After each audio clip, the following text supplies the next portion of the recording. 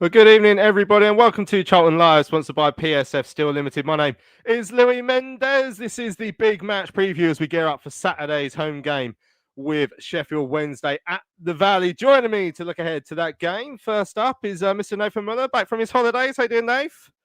Not bad, living the dream, mate. I've recovered from a virus, which was nasty, but I was well enough to obviously see England win Wales's cup final the other day, so it was really nice.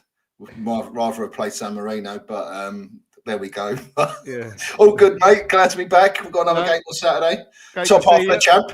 Lovely stuff. And also, bottom of the screen there, a man who has been away for a couple of... Tom, did you get to see any international football during the break?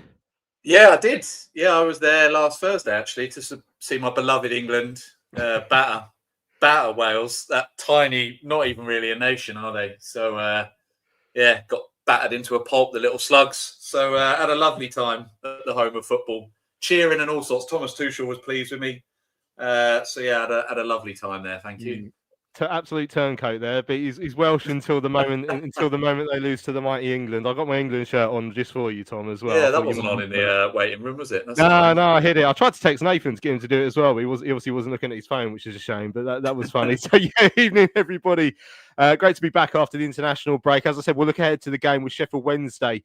On this week's show, we're going to hear from the Addicts boss, Nathan Jones, ahead of that game. We're going to hear from a Sheffield Wednesday fan as well, Stevie.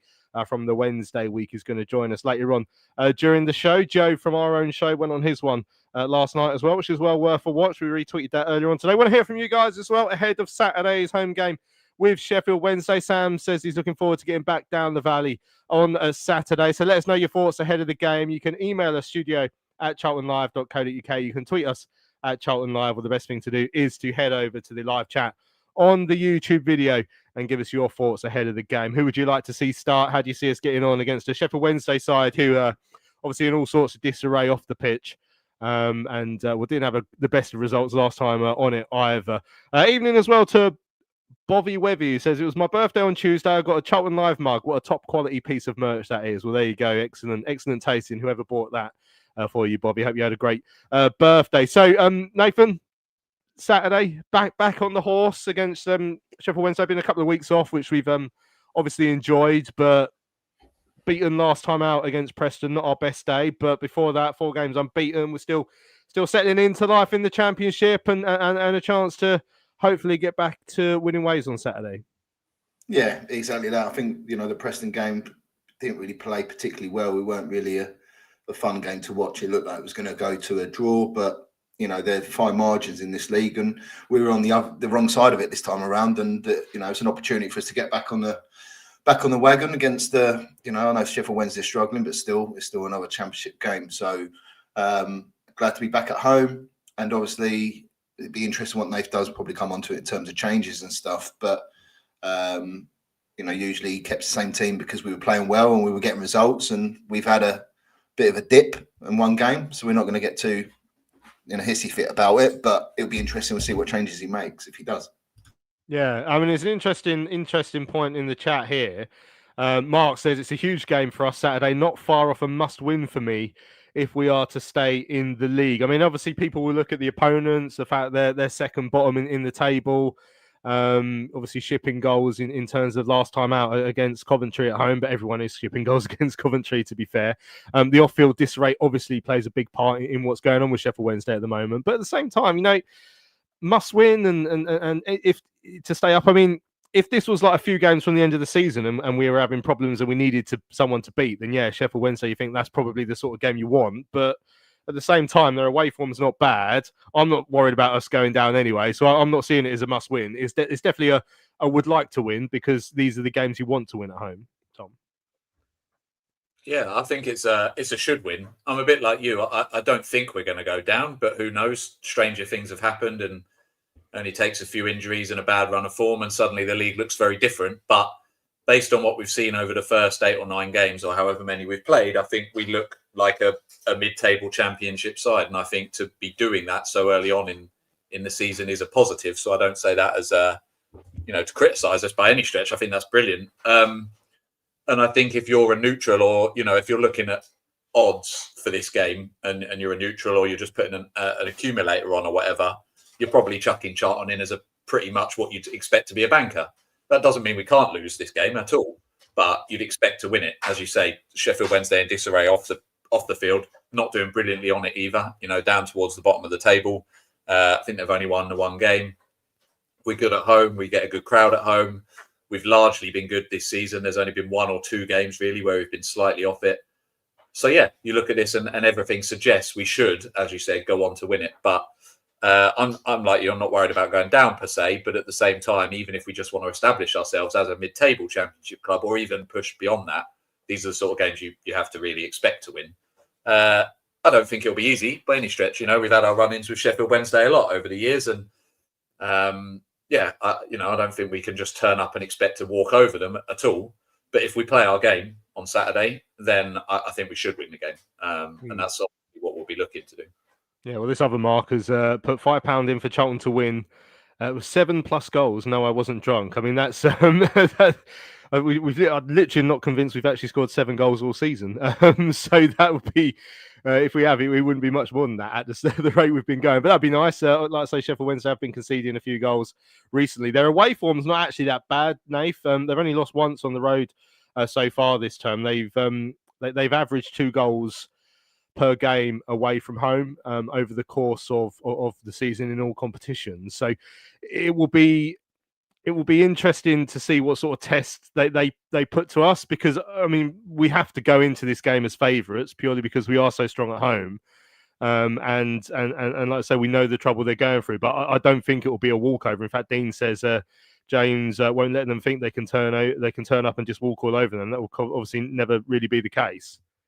No, of course not. And as you say, their home form is weird, which is probably one for the fan coming on, but that their home form is actually a lot worse than their away form. Of the way they lost to Leicester when they were down to 10, which I think was the first game, which we lost, but we should have probably deserved to win. I'm not saying they deserved to win because I didn't watch a game, and then they drew against Birmingham and Wrexham, who strengthened even though they come back from League One. And obviously they beat Pompey away, which we seem to do anyway. So I'm not going to class that as anything spectacular. But it's gonna be a difficult game. And they've had a lot of off the pitch issues, as it's obviously well documented. And they've got quite a lot of young players, but they've still got the likes of the evergreen Barry Bannon still going strong, who's still top in terms of goal contributions, in terms of goals and assists. So yeah, it's right what Dean said. It's not going to be as easy as we think it's going to be. We're still going to have to earn the right to play and put our stamp on the game. But as you say, our home form is very good, and it's a good opportunity for us to get those 3 points on the board against a struggling team.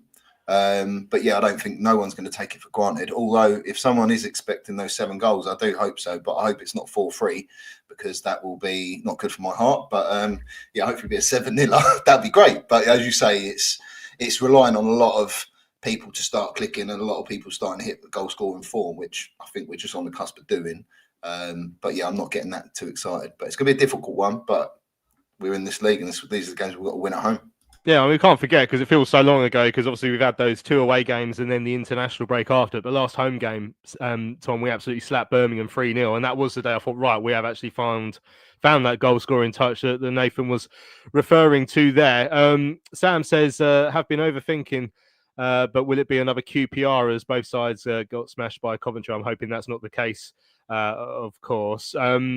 Yeah, James saying the next 2 games are a litmus test for the rest of the season. Do well and we can be looking up, lose them, and we could be in for a tough rest of the season. And as Stuart points out, I mean, it's 10 games on Saturday, which is a milestone for a lot. A lot of people refer to that as a milestone. Obviously, I'll get the graph out on Saturday after the game as well. The 10-game point is where we sort of take stock of where we are, and if we win, I think that graph will look relatively healthy.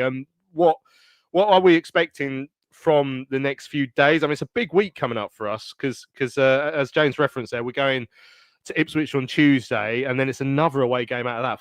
Four away games out of 5, which is outrageous, really, when we go up to Hull, which is never feels easy because it's a dog of a journey to get there. It's a long away day for the guys, and I don't feel like we have a great record there. So it's a big week for us, and you don't want to say season defining, because every week is season defining in the Championship. It can be difficult, but it can certainly, as James Mooney says there, maybe be a bit of a litmus test for how we're going to fare. I think a litmus test is fair. I think, again, going back to the question you asked me previously, I think we should be winning this game. we probably should expect at best to get a point from Ipswich. And then Hull, we'd be looking at 1 or 3 points, probably, because it's an away game, but it's against a lower opposition. So I think if you can get 4 points from those 3 games, you're probably looking at that and you're being pretty pleased with it. I think we could get more. But all of that really, and it goes back to the point that the initial post made, if you lose that first one against Sheffield Wednesday, that then lumps the pressure on a very difficult away game at Portman Road. And then if you don't get anything from that, which perhaps is a bit more likely, then the game against Hull becomes even more pressure. So it's not rocket science, but every game feeds into the next one, right? So I'm interested to see how we approach this first one, because as I say, you expect at home against a team that are really struggling and are down at the bottom to really go at them like we did against Blackburn, took advantage of their poor form, and perhaps the whole cancellation of their game against Ipswich is still in their heads, and we took advantage of where they were mentally and beat them very, very comfortably. If we can do that against Sheffield Wednesday as well, then we've suddenly got that confidence going into Ipswich to go, do you know what, we'll give it a good go. It's not a free hit by any stretch, but it's one that we'll just give it a good go and see where we end up off the back of that. And then, if you get a point from that, or even if you do lose, but only narrowly, then you go to Hull, hopefully with a bit of confidence. So I think the international break again came at a good time, really. I think both of them have. It gives us a chance to reset after Preston. Jones can take stock of his side. Obviously, he made those changes in defence in terms of Bree in particular coming in and Burke. And obviously, Apter sat out for a while. So it's a chance to reassess all of that. It's a chance to reassess all the striking options that he's got and what he wants to do with that. And then see where you go from there. So, yeah, I understand why people are calling it a defining week, and with the period that it is and it being sort of 10 games after that, I totally get that. But at the same time, if we were to lose 2 of the 3, for example, I wouldn't be panicking. I think if we lost all 3, that's a different story, but I'd just be surprised if that happened. We're getting some really weird usernames in the chat today. Something's gone weird on StreamYard, so it's not giving people their normal name. But so Bobby Webby says, I don't know why I've come up as that. So there we go. Bit of a weird one. Mark, though, did say we had 5 more points at this stage in the 1920 season. We do need to accumulate points early in the season if we have that post-season slump again. Maybe hindsight's a wonderful thing, and maybe we were saying similar stuff around this time early on in that season, where we obviously ended up getting relegated, but there was a massive injury crisis and wasn't a great deal of steady recruitment in the summer that year. But it just feels like a very, very different type of team this year, Nathan. So even though if we did sort of front load a lot of points that season, obviously we had like an incredible start that year where we won quite a few games early on. I don't fear that happening at all based on what I've seen. And, maybe 10 games in Saturday will be quite a good indication of where we are, because there's not been a single game, even the ones where we weren't at our best, QPR, Preston, for example, where I thought, Christ, we look well out of our depth here. And maybe it didn't happen until the season progressed a bit more in 1920. Maybe I'm misremembering that, but it certainly doesn't feel like that this time at this stage. Yeah, no, I agree. I think even if you look at those 2 games where we did get beat, it's not like we got slapped, like QPR did. And I can't see that ever happening. But I know famous last words and all that. But as you say, I think it's a bit different from that season. For the injury crisis that we had. Remember the game against Swansea where we were literally playing James Vennins and stuff like that in the middle of the park. And but I think this year, it's a lot different from what we've seen this year. And since Nathan's come in, is that structure behind the ball. And I think that's so important going into and having those habits, from in League One and this year, which we've seen, which sometimes may be a hindrance a little bit to the final third, but that will come. And we said this similar last year, where I remember at Wigan away last year, when Lloyd Jones scored, and we was like, we didn't really do much going forward. And we said that for the first few weeks, but then in time it started to sort of gel. So yeah, I'm not worried about it too much, but that it's a valid point that we need to accumulate points early, because obviously you want to get to a sort of number. You want to get to around Christmas, and you're looking at it then sort of mid-halfway sort of range, and going, right now we sort of played everyone once, we know where we are, and then you can sort of plan ahead a little bit. But it's important to always get points on the board, as always. But I still think, you win a lot of your home games, and then you pick up a couple away. Might get a couple of lucky 1-1 draws or 0-0s or whatever, and then you'll be fine. So that's why I think our home form is so important, regardless who it's against. And I think that was a disappointment against Leicester, where we deserved to win. But yeah, I'm not too worried, and I think it is a little bit different. And we've got a better squad, as you said. Like we've had a lot of investment in the squad this year. So there's so many different variables that are different from the last time. But it's still a very valid point that we have to pick up points when we can. Yeah, 1 defeat in 23 in all comps. I think it is at home at the moment. By the way, that's an incredible record. Mark says he does agree with me. He says the big thing is Nathan Jones. We just don't lose back-to-back games anymore, and haven't done since Christmas last year. Whereas Bowes was a bit notorious for stringing bad runs together. All hell let loose is saying that Sheffield Wednesday will surely be better than Latvia and Wales. Surely, I mean, maybe Latvia. We can ask the question. They'll definitely be better than Wales. There's no obviously two different levels we're sort of talking about there, Tom, isn't it? Dean says Wales are still playing at Wembley now, and they still haven't had a shot on goal. Right, let's stop taking the mick out of Wales and hear from our Welsh manager, Nathan Jones, who I was only directing that Mickey taking at Tom. Right, let's have a listen to what Nathan has to say ahead of Saturday's home game with Sheffield Wednesday. International break, on the one hand, a chance to have extra weeks training with the squad, but also a period where you're missing 4 first-team regulars as you prepare for the next fixture. As a manager, is it a complicated time for you? Look, the rest was well received in terms of getting people back on grass and a bit of work with them. Those who have played big minutes, resting up. Some we had an in-house game sort of thing that they were able to. So we've used it wisely. I mean, obviously with 4 being away, it limits because there's certain people that are away that are that are key components in what we do. But look, we're very proud of our internationals, and as I said, they've all come back in good health, which is the main thing. And then, as I said, we've been able to work on a few things. Double-edged sword in that respect, because it shows that the club's doing well, and it's recognition of just how well we are doing. Well, yeah, look, we've got some real good individuals here, and I think, it's good to see Connor get called up. I think he's been, from our point of view, very biased. He's been very unfortunate, there must be some good midfield players in the Ireland squad, because I rate Connor highly, but look, the other ones, the Jamaicans have come back today, which is good, and as I said, they always enjoy their international break, so it's good. And as I said, a lot of people have, with Matty Gordon's closer. We've been able to get minutes into Barry, Nibs and Will and things like that. So really good. Yeah, good news about Matty Godden in that case, but that still leaves, I think, Josh Edwards now is probably the only long term. Any more update on how Josh is? Well, no, Josh has had a surgical procedure which has corrected what we needed, which was the best case scenario really, because it just sped up the process. But that's ongoing, so that'll be probably more weeks than a short term one really. Okay, Sheffield Wednesday come to the Valley on Saturday. They sit second from bottom, but prior to that Coventry result, they had 3 strong results in the lead up to that. So obviously it's another tough championship fixture, but perhaps our first one where there's a bit of expectation on our backs. Is that fair? Well, there was always expectation in the building and in the training ground, so that's nothing we're not. We're used to that. That's nothing new to us. We expect to do certain things, and if we're the best version of ourselves, that's all we can concentrate on. We don't look at we look at other people and what their strengths are, but what we do is try to be us. It's a little bit disappointed with the Preston result, for example, and the performance, because we weren't desperate. I felt I could have freshened stuff up a little bit as well, so there was a learning curve there. And that leads us perfectly into a 3-game week again. And 2 tough away fixtures straight after that. We're sort of getting used to that a little bit at the moment. Well, yeah, I mean, that's we have a joke and a laugh about that, but I don't understand that. I don't understand how you can go a home game and then 2 away fixtures, then a home game, 2 away fixtures. It's, we want to get some, because people say, well, yeah, but it all evens out. People do, but you don't. If home away, it gives you a chance when you pick up a real good away performance like the Derby one, to come then back at the Valley would have given us a really opportunity to. And we didn't get that opportunity, and we haven't got it again. So it's not like, well,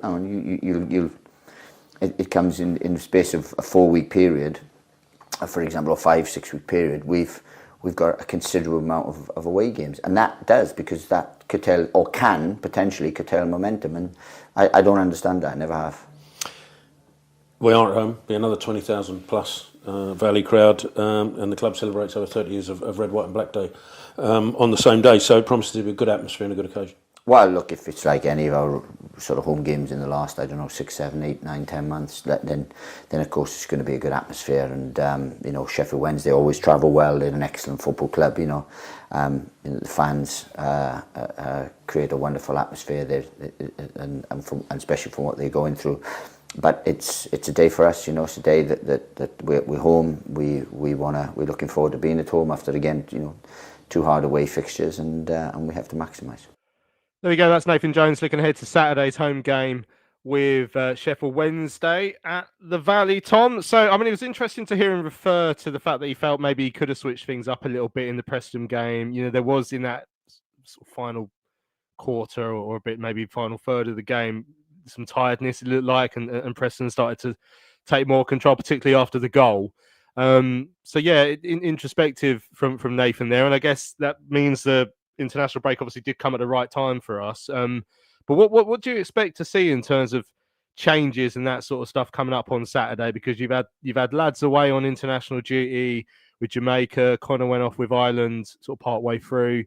So maybe some who will be a little bit tired from travelling. But at the same time, we said that last international break, and off the back of that one, and TC travelling and playing twice with Jamaica, he came and put in one of his best performances of the season against Millwall, and we had a really good run after that. So don't really know what to expect.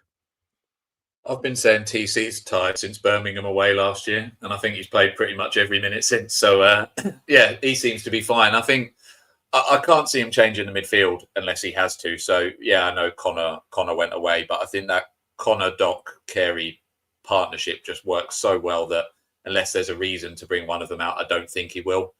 I do wonder about the Jamaican lads because they're obviously travelling so much further. But again, don't want to look stupid. He likes TC and he likes Kelman. And I think, I know they haven't got the goals yet, but I do think as a starting partnership, they are looking better and better game by game. They're starting to know each other's game a little bit more. Kelman's getting much more in games now. So again, I think I'd be surprised if he makes dramatic changes there.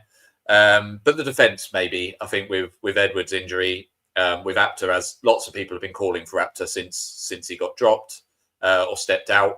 And I can see him maybe coming back in, maybe on the left-hand side, because I think he's naturally left-footed anyway, right? So, yeah, I can see some changes maybe across the back five. And I can potentially see TC coming out. But I'm not going to say it's because he's tired this time, because then he'll just play all 90. But, yeah, there could be a switch there as well. But look, Jones, for all he's saying, he likes a settled side. So he can talk about all these changes he likes, but he keeps his cards close to his chest, doesn't he? He doesn't like to give too much away. So I wouldn't be surprised to just see the same starting 11 that he had at Preston. But we've talked a lot about him changing it up a little bit more, about making his subs a little bit earlier, those sorts of things. And I'm not saying we have a right answer to that yet. But the fact that he's had some time to go away and think about that and reflect is a good thing, because he's a man that takes these results personally, as we know, and that'll just drive him on to be even better going into this next run of fixtures. So, yeah, maybe a couple of changes at the back, maybe a change up front.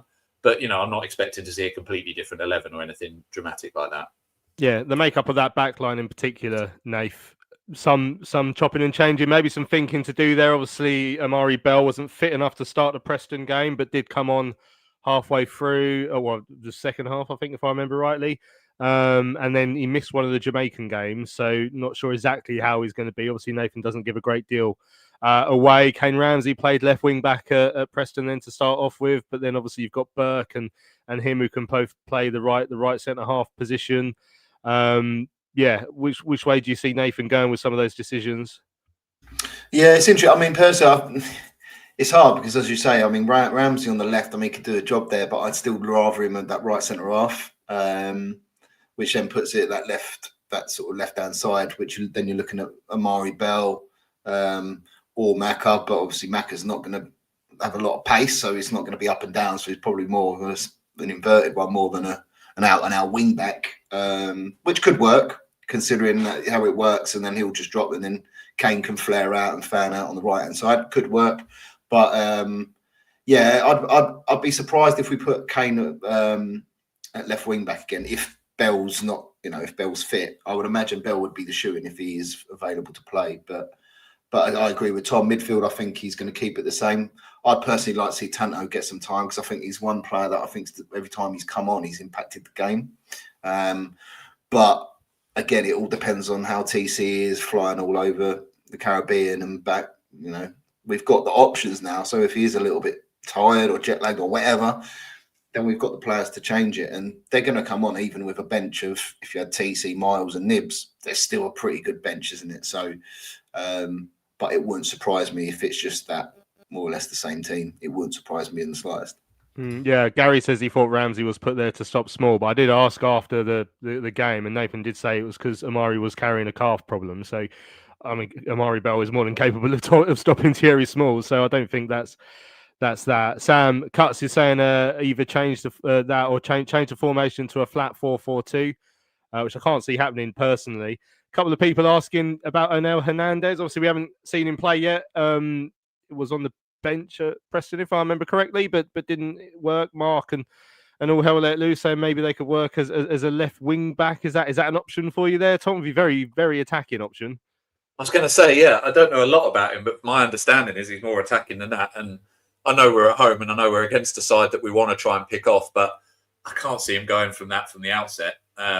So I'd be surprised. As I say, I think it's more likely to be somebody like an Apter. I just think he's sort of played in that position, albeit on the other side already. He knows what that position is expected of him from a Nathan Jones point of view, if you like. So yeah, that would seem more natural to me. But yeah, I'd be surprised. I'd like to see Hernandez play at some point. Maybe if we're a couple of goals up, let's get him out there and see what he's capable of. Because from the sound of it, he's quite an exciting prospect. But exactly as Isaac's just said there, Apter hasn't really put a foot wrong when he's been on the pitch. So yeah, be interesting to see what happens. Yeah. So Nathan, touched on strikers already. Nathan Jones did speak a little bit to Richard about the strikers yet to score the goals on Richard's Substack today. So obviously, if you subscribe to that, you would have been able to read the quotes. But I mean, the gist of it is saying he's still praising them quite a lot, despite the fact that neither of them scored, because we've all seen what they do bring to the game. But there's been a lot of fans saying, is it enough? Do we need goal-scoring strikers? Which, you know, it's very rare the answer to that question is no, is it? So, I mean, would you be tempted to change something up top there, Nath? I think that when Kelman joined, we knew he wasn't fit. So we knew, but the only way you're going to get fit is by playing games and getting minutes. So he's had that now. And obviously he's been working hard over the international break. I think he went into some sort of independent sort of camp or something, or some sort of training coaching scheme or whatever. But I'd like to see Kelman start because I just think it's important that we get him that first goal. So I think it would be a massive lift off his shoulders. I know he was coming in for a bit of criticism early doors, which I think was uncalled for, but you know, each to their own. Everyone can have their own say. But yeah, I'd keep it as Kelman. And if I'm going to stick my neck out, I'd say Tanto with him, and I'll let TC come off the bench. And that's not saying that TC's not played well. I just think Tanto's done enough from when he's come on and impacted the game. So I'd like to see that. I know he's probably chomping at a bit to play, but that's what I would do personally, is I'd play Tanto instead of TC. Interesting stuff. Right, let's have a quick break here on Charlton Live. When we come back, we will turn our attention to a Sheffield Wednesday point of view of Saturday's game. PSF Steel Limited is a trade supplier of steel fabrication and erection services to the new build, construction and refurbishment market in southern England. With their unrivaled depth of experience, they excel at providing their customers with high quality and cost-effective steel fabrication solutions. Their customers include national and regional house builders, such as Barratt Homes, Bellway Homes, the Vistry Group and Taylor Wimpey. They pride themselves on their service-based ethos and commitment to customer service excellence, which includes full technical backup and on-site services and support. If you would like more information, go to www.psfsteel.co.uk. That's www.psfsteel.co.uk. Hello fellow addicts, I'm so excited to tell you all about our micropub, the River Ale House. The River Ale House is based in East Greenwich. It has 6 Pub of the Year awards, an ever-changing selection of amazing beer. It's owned by Charlton fans, walkable to the ground in just 20 minutes with buses that go direct to the Valley too. If your matchday routine includes a drink with your friends, you must join your fellow addicts in the River. See you soon. Right, welcome back to Charlton Live. This is the big match preview, and now it's time to look ahead to Sheffield Wednesday on Saturday. From a Wednesday point of view, delighted to say that we are joined by Stevie from the Wednesday Week Pod. How you doing, Stevie? Yeah, I'm all good. Thank you very much for having me on. Looking forward to it. Lovely stuff. Yeah, great to have you on. I watched your pod with our Joe earlier on today as well. Really entertaining. So I recommend any Charlton fans to check that one out. You had a lot to talk about, Stevie, because it's. I mean, where do we even start with what's been going on with Sheffield Wednesday? I mean, it feels like there's been a bit of I don't know if progress is the right word today with this story about the potential winding up order coming along the line due to debt owed, I think, to HMRC. I think that's what I read earlier. Now, I don't know how much you can fill us in on that, but a couple of people have said maybe that might, even though it sounds bad, that might be a way to squeeze Chansiri out of the club. So is that sort of what Sheffield Wednesday fans are feeling after seeing that news today? To an extent, yeah. I'd say if you were to take a sort of a straw poll of Sheffield Wednesday fans that there are more people sort of thinking that this might be a bit of a positive move in terms of taking the club forwards and sort of detaching him from the from the football club from an ownership point of view. There are a couple of conspiracy theorists. One of my podcast colleagues has just dropped literally in the last 5 minutes a conspiracy theory that he's going to pay the bill, and it's just a little bit of a two fingers up at Wednesday fans at the moment. But effectively we're owned, as I'm sure you'll be aware, we're owned by a narcissist, I suppose you could say. You'd describe him as, to an extent. He's a little bit of a man-child. Well, doesn't take advice from anybody really, and he's basically run out of money, and he ran out of money sort of March, April time, and we've struggled to pay the bills. We've struggled to keep the lights on. The staff have not been paid for sort of 5 out of the last 7 months, which has been really frustrating. You've referenced the winding up order, which has been one of 6 embargoes. I think we're now we're record breaking in that we had 6 embargoes last week. One of them has come off because he has finally paid the wages for October. However, it's come to light this lunchtime that there's a winding up order of around about £1 million that's potentially a winding up order because of an outstanding tax bill of around about £1 million that is going to be called in imminently by HMRC. The outcome could potentially be administration. If it does go to administration, then obviously that's going to exacerbate expedite, should I say, that sort of process in terms of moving things forwards from a legal point of view. And then in the background, everything that's happening is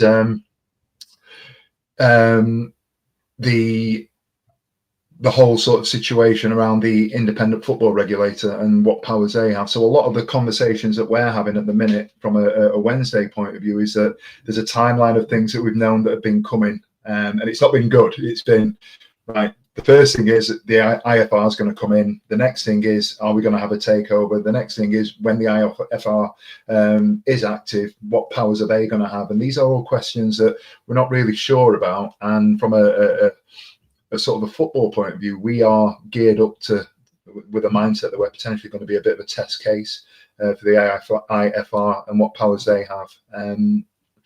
It's a little bit of wait and see at the moment. Yeah, I mean, it'd be fascinating to see what does happen with that independent football regulator, as you say, the IFR. I mean, just in terms of what can we expect on Saturday? So obviously we saw in your last home game a pitch invasion by some fans, not a great deal of fans, I think, in the end, but some did go on the pitch, and there was a bit of delay during that game against Coventry. And what are we expecting from Sheffield Wednesday fans in terms of protests over this weekend? I mean, we're no strangers to protests against ownership groups, and I'm just wondering what you're expecting from Sheffield Wednesday. Is there going to be stuff on the pitch? Is there going to be people on the pitch? Is it more going to be the yellow scarves this weekend? Yeah, I'd expect the black and yellow, the black and gold. The mantra at the moment is black and gold until it's sold. We've had a lot of sort of support from the teams that we've been visiting. Leicester applauded us in on the first day of the season on the 10-minute mark because we waited outside the stadium. Wrexham have donated a significant amount of money from the sale of their black and gold shirts from last season, and I think that came in at around about £37,000. We do get applause when we start bemoaning our ownership. We are good natured in the things that we do when we've been travelling away. There's nothing militant in terms of us sort of trying to any sort of stoppage to the game on Saturday. Don't expect anything from that point of view. Don't expect us to be, militant, aggressive, or anything like that. We are good natured. Not the best chants in the world if you sort of were to transcribe what it is that some of them are singing, but it's to be expected with the heated nature of everything that's going on. But you'll see a lot of black and gold. You'll probably see some banners, a little bit of sort of prominence outside the ground as well. We do bring banners with us and sort of display those. But we've learned a lot. And obviously I spoke to Joe, it was last night, wasn't it? I spoke to Joe, and it was interesting to listen to him from an ownership point of view from you guys. It's great to know that we're not alone, and it's incredible to think that the teams that we have played, a lot of the teams have been in the same situation. You've gone through it, Leicester have been through it, Wrexham have been through it. It just seems to be that it feels like it's our turn now, and you'll have your own sort of tales of woe, and we've got ours, and it just feels that we've got to try and cut this out at the moment. Hi, Stevie. Hi, mate. Yeah, firstly, I hope you guys get the outcome that you want. And as you say, there's many clubs. Look at Coventry. Coventry, I didn't look at them at the moment. So there's obviously light at the end of the tunnel. But hopefully that goes well for you guys. But moving more onto the sort of football side, obviously looking at your results this season, your home and your away form are not flipped, but your home form's quite bad, but your away forms is pretty decent, really. Taken apart from Leicester, really, where you had a man sent off. But what would you say would be the main reason for that in terms of being your away form being better than home? I think largely, and we had Barry Bannon was on our channel a couple of weeks ago, and he sort of alluded to the fact that the players are feeling it at home. Hillsborough's a big place, as I'm sure you'll be aware, and our fans are sort of not boycotting holistically, because we've got the season ticket holders are still going. I bought my season ticket. Unfortunately, had my money in January. I'm going to go and see. There's a growing amount of fans that are sort of saying they're not going to go, which is creating a little bit of a negative atmosphere. And I just think largely it's they're wearing that, they're carrying that. Hillsborough, as I said, is a big place. It does look like a big pitch. We're carrying a lot of youngsters on there, whereas a lot of the places that we've been to previously this season have been quite small pitches, quite intimate. They've had the crowd have basically been the 12th man, the travelling support have been the 12th man, and it's sort of rallied them. It is definitely a different prospect. It's a different experience being a Sheffield Wednesday fan away from home than it is at home. So I'd largely attribute that to it. Stevie, it feels very weird to be talking about the match itself, given everything you've got going on as a club. But thinking ahead to Saturday, what is your style of play? How do you expect to set up, especially away from home? How does Pedersen tend to set you up, and what can we expect as Charlton fans in terms of how you will play on the pitch? Yeah, so we've got to put everything that we've got out on the pitch at the moment, because we are starting to carry a couple of injuries as well. We'll set up as a 5, basically, 3 centre halves that will be sort of supported either side with a wing back that will effectively play right and left back when we're out of possession of the ball. We tend to have 2 sitting in front, and we will sit deep. It's almost a 5-4-1. We'll be compact. We'll try and be difficult to break down. One of the things that we do sort of struggle with at home is we concede early, and when we concede early, it sucks the atmosphere out of Hillsborough. We haven't tended to do that away from home. The only time that we've really struggled away from home this season has been, and I know that we lost at Leicester, but Wrexham, we were 2-0 down and pulled that back to 2-2, and actually should have won that game with the last kick of the game. So we'll try and set up to be disciplined, to be difficult to play through. We'll try and stick to task. The game plan, when it works well. My worry is from a Wednesday point of view, we have got a lot of kids. We're playing youngsters all over the place, and we're playing with a squad that is a League One squad. And a lot of the players that are playing at the moment as first choice, they were on the bench or outside of the squad last season, but needs must, and they're in. So, I expect us to tire. we will get tired, and it's just what we've got going into that sort of final 15-20 minutes to see if there's anything that we can still hold on to. And largely, when there is something to hold on to, we've managed to do it. Excellent stuff, Stevie. Thanks for your time this evening. Fascinating learning a little bit more about the situation at Sheffield Wednesday, and as you say, we've been through similar ourselves. So, from that point of view, obviously, we hope you guys come out the other side. Hope you enjoy your trip down to the Valley on Saturday, but obviously not too much. Yeah. Cheers for having me on, guys. Thank you. Cheers, Thank you very That's much. Stevie joining us on this evening's Charlton Live. So make sure you check out their pod as well. The Wednesday week, as I said, Joe from our show went on it the other day, so you can have a listen to Joe talk about Charlton as well. Now that Stevie's gone, Nath, we can be more honest about. So I was a little bit surprised reading through one of the forums about how much hatred people have for Sheffield Wednesday. Maybe it's because over the years we've had some pretty close seasons with them. Like, so obviously the League One winning season, us and the two Sheffield clubs were sort of closely tied to each other. Obviously, there's no love lost with Barry Bannon and us after quite a few situations over the years. But I mean, do you have sympathy with them, or are you one of those guys like a few of them out there who are just like, well, don't care, they should have got a points deduction when we last got relegated from the Championship, and that would have saved us? Yeah, I mean, it's twofold, really. I think if you're talking about with my I'll say mature head, but I don't want to call myself too old. But it's never nice to see any club, apart from probably one or two other clubs that I can think of that spring to mind down the road. They're a big institution of football, Sheffield Wednesday. When I was young, I remember them in the Premier League every year.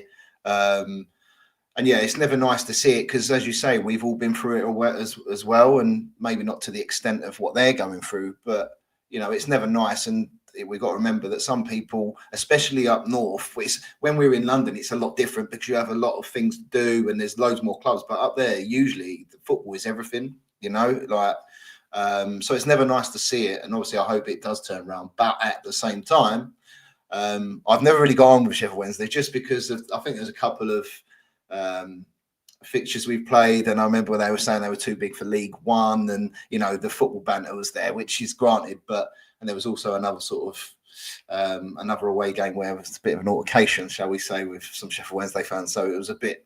I've never really liked them that much anyway, but I wouldn't hold it against them and want them to go out of business or anything stupid like that. And yeah, in all seriousness, I hope it will get sorted, but hopefully we spank them on Saturday. Probably. Yeah. Isaac says, you remember Wednesday in the Prem? You are old, Nathan. Well, he's getting old. He's forgotten what day of the week it is already.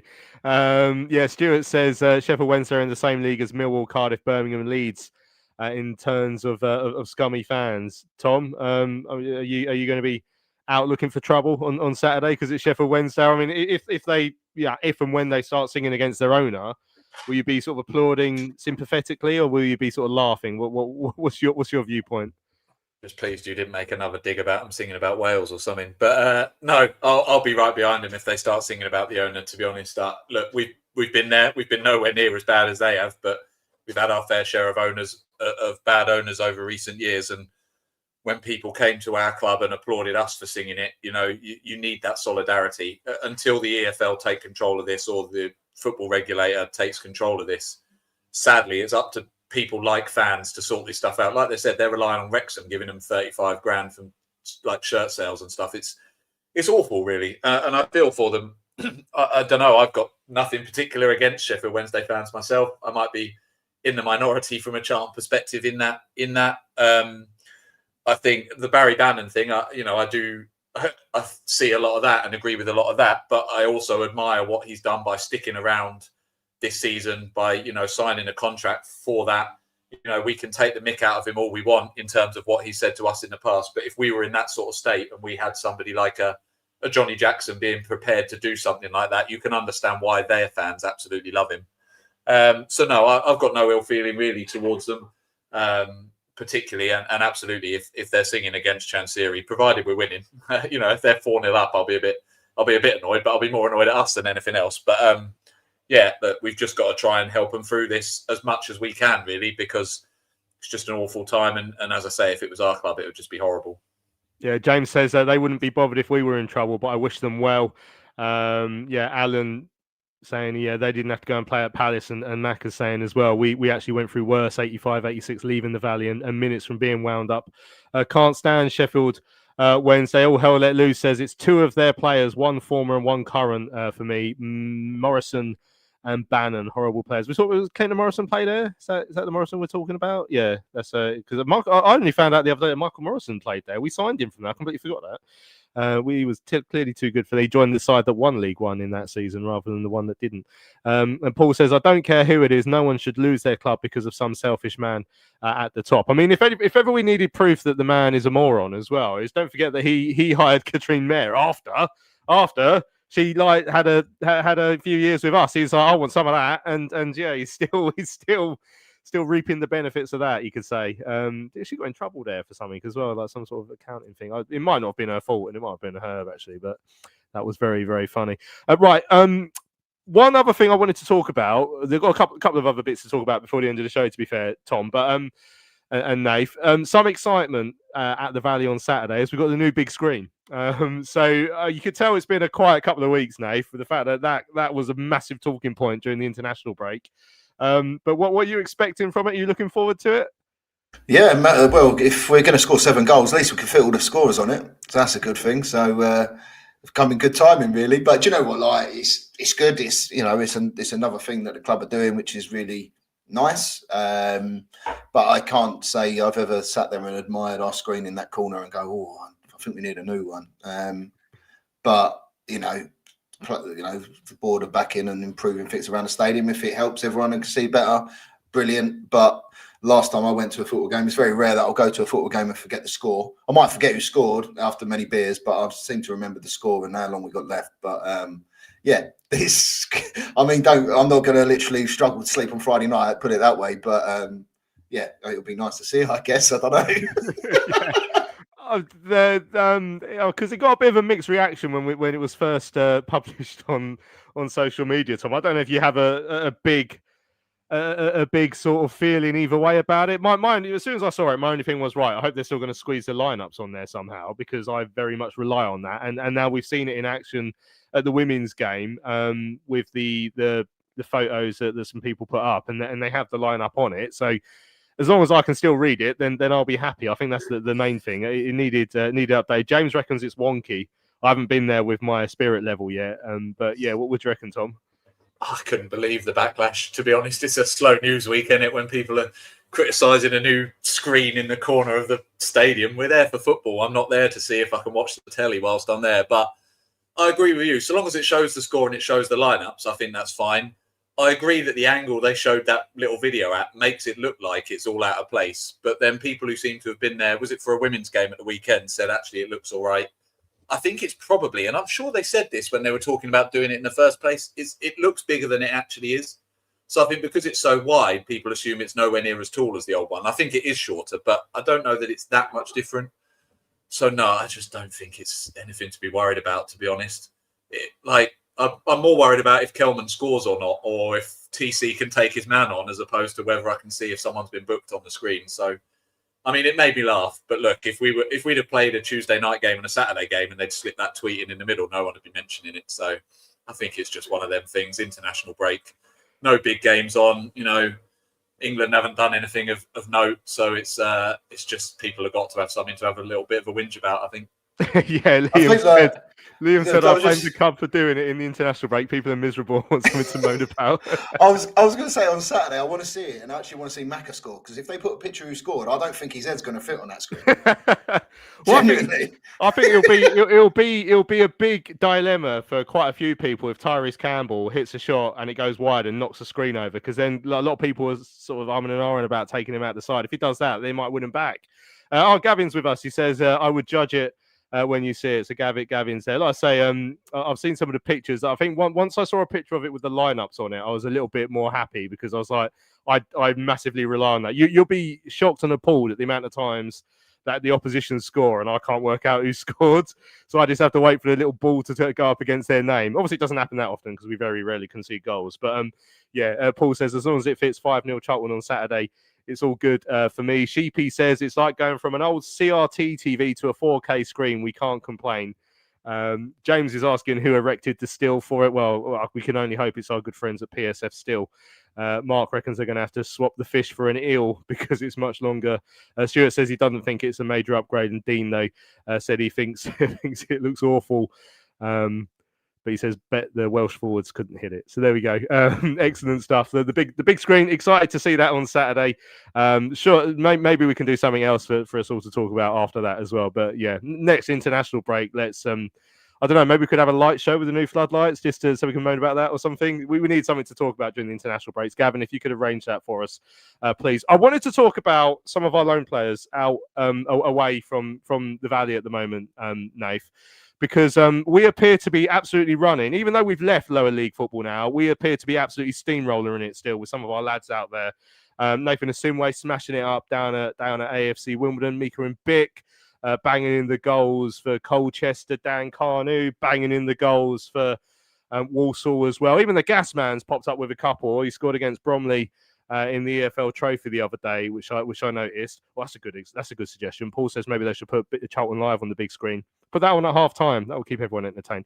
But yeah, I mean, some of the lads out on loan, Nath, have been doing absolutely superbly. And when you send players out away from the Valley to get some experience and that sort of thing, that's exactly what you want. And Nathan must be absolutely delighted with the way that some of these players are getting on out there. Yeah, 100%. I think you said Mika and Bix, but recently been absolutely on form, and he's got Ray reviews. I think obviously Nathan thought a lot of him anyway in terms of his stature and his physicality, and he just needed game time, which was good. And obviously Nathan Asimwe, again, knows there's something there, but he just needs regular game time, being a young person. And obviously Dan Carnew, which we all know what he can do, what he did for us last year, and he's a good squad player, but at that age, for his development, he needs to play week in, week out, which he's doing at Walsall. So, yeah, Nathan will be delighted, and it's exactly what they need. The difference in league football and under 21, 23 football is chalk and cheese. You're playing for 3 points, you're playing for win bonuses, you're playing for everything. So it's important for their development, and then at least whatever season they have, it's not, Nathan had a good season at Walsall last year, got to play a final, so he's had 2 good spells.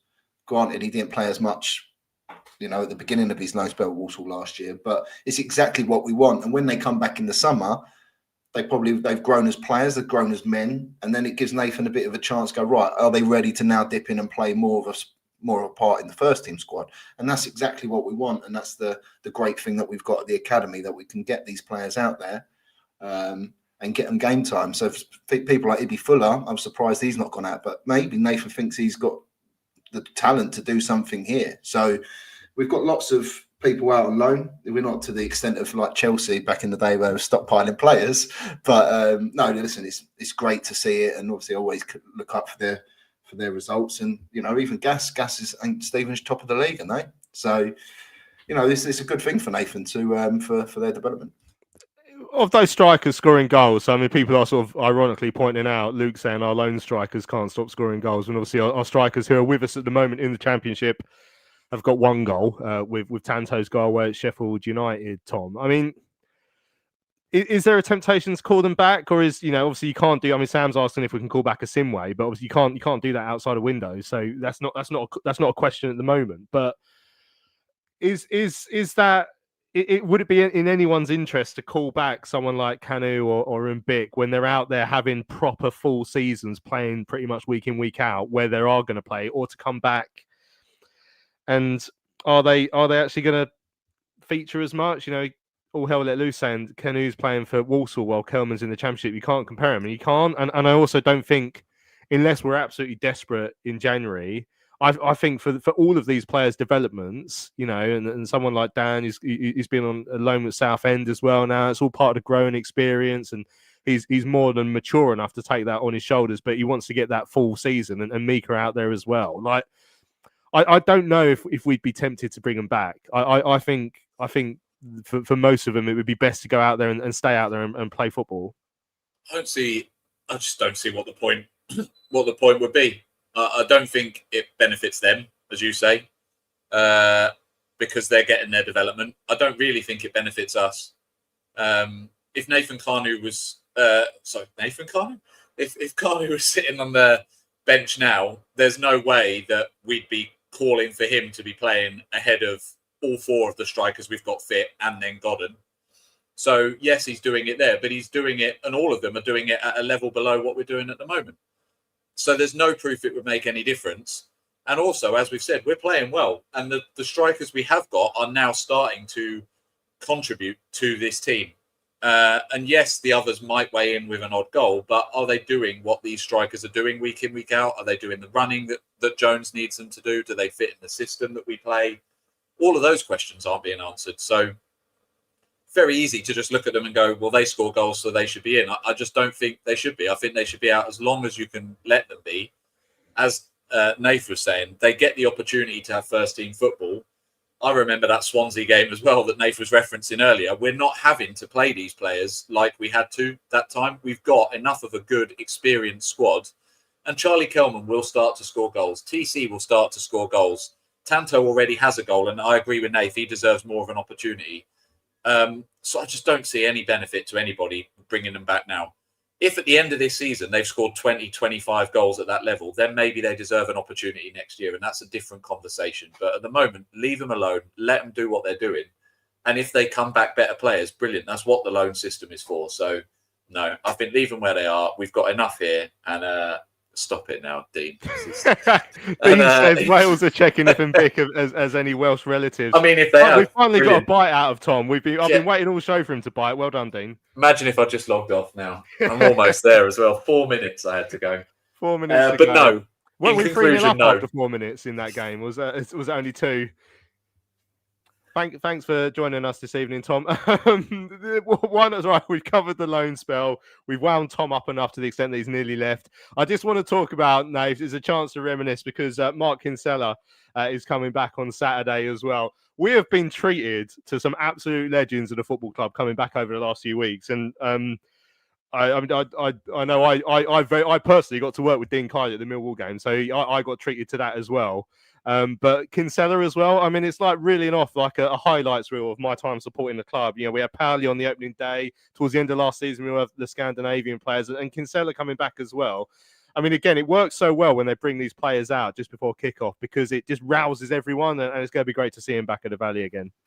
Yeah, no, 100%. When I saw it, I was buzzing because obviously he's keeps himself to himself, Kins, doesn't he? He's not as doesn't do much out there, but yeah, absolutely buzzing. Obviously, Brownie and Liz doing fantastically well with the Ex-Players Association, and as you said, the Scandinavians, JJ, and conscious at the ground. Was it Leicester game, wasn't it? So yeah, like brilliant, and it's great it's all right for us older people. Obviously, a lot of the younger people are like, who are these people? But it's hard to explain that they were in our journey when we were in the Premier League and we were doing bits. We were doing proper bits back then, So yeah, it's great to sit there and reminisce and think of the goals and the games. And he was obviously the old skipper, so going to be buzzing to see him. And yeah, excited to see what else what else comes about from all that Liz and Brownie do. Because it's been brilliant so far. Yeah, Stuart saying what Brownie's been doing is great. And Gavin's saying that Klaus is going to come back over again for the Southampton game. It's great. It'd be great to see Klaus back as well. I mean, he's karaoke again. Yeah, back in the Oak with Klaus. I mean, he's got to be. Well, we'll have this debate on another day. He's definitely top 5. I wonder if he's top 3 in terms of players I've ever seen play for the club. But yeah, we could do a whole other show on that. Right, we are pretty much running out of time, Tom. If James saying he's not considered I'm too young, I don't believe that. Tom, if we win Saturday, I mean, it sets us up nicely for this week coming up, doesn't it? And it does feel important because I think if we win Saturday, it takes the pressure off the Ipswich game a little bit, which no matter which way you look at it, it's a tough game. Definitely. Yeah, you don't want to go to Ipswich needing a win. You want to go there with a bit of pressure off. If we win, that's the opportunity there to maybe chuck some of the other players in, maybe do switch the midfield up a little bit, switch the defence, keep people on their toes, all of that sort of stuff. But if we lose it complete different complexion over the next week. So, yeah, it goes all the way back to that first question. It's not a must win. I don't think it's one that's going to affect our whether we go down or not, but it's a should win. And yeah, if we can get over the line, which, as I say, we should, then we're in a strong position for the next couple of games and we can go to Portman Road with confidence. Because, Ipswich, yes, they've picked up a little bit. They've not been great so far, They'll probably batter us 7-0 now. But I think we just got one game at a time, the old adage. And let's see how we go. Stevie was talking about them getting tired. We've got a bench like we've got, even if it's 0-0 going into 60, 70 minutes, if their youngsters are flagging, it goes back to that Swansea game. But this time the Charlton that were away at Swansea, we can chuck on Tanto or Miles or somebody. I just feel like we're going to get over the line, hopefully. Lovely stuff. Right, we've run out of time on this week's big match preview. Thanks to all of you who've joined us in the live chat. Don't forget to check out our merch store, charltonlive.etsy.com. Get your mugs in time for Christmas. I can say that now because I was walking down Buckingham Palace Road the other day and I saw a bus go past with like Christmas lights advertising on. So we're officially in Christmas season now. It is the 16th of October, of course. Check out our merch store. Subscribe to our YouTube channel and our podcast streams wherever you see those as well. Also, if you want some more Charlton stuff as well, don't forget me and Richard Corley do another podcast on his Substack as well. So if you check out the Richard's Twitter page and you'll see the South London Sport Charlton Athletic Edition Substack. If you subscribe to that, you get loads of great stuff that Richard writes and also a couple of podcasts a week with me and Rich as well. So even more Charlton stuff for you guys to get your teeth into. Nathan and Tom, did you know that England beat Wales 3-0 the other day? See you later. See ya. Right, thanks for your time, both of you. I'm Louis Mendes. This has been Charlton Live, sponsored by PSF Steel Limited, the big match preview. We'll see you again on Sunday when we look back at the game against Sheffield Wednesday and ahead to Tuesday's trip to Ipswich. We'll see you then.